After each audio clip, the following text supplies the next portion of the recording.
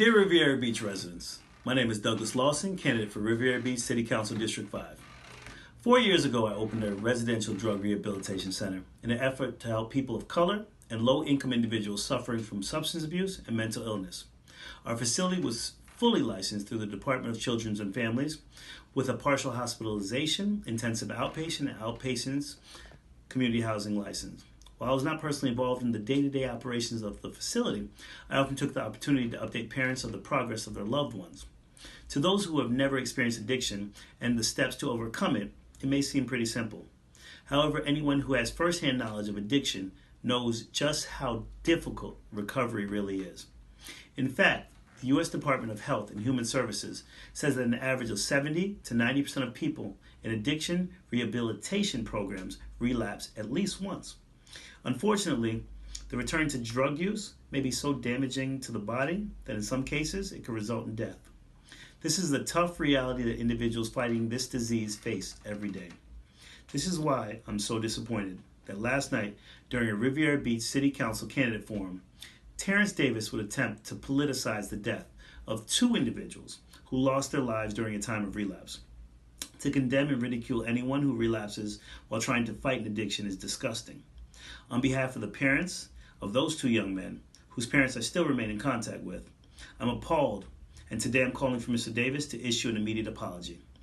Those suffering from substance abuse and their families shouldn't be ridiculed for political gain. They need compassion.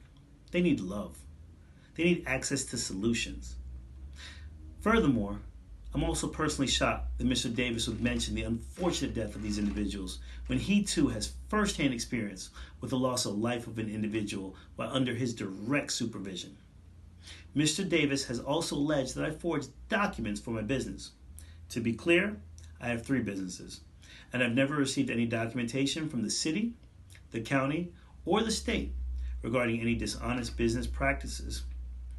These allegations are untrue, and yet another attempt to deflect from the numerous issues that Mr. Davis has caused Riviera Beach, including hundreds of thousands of dollars in lawsuits, and a city operating with no permanent city manager, police chief, or CRA director.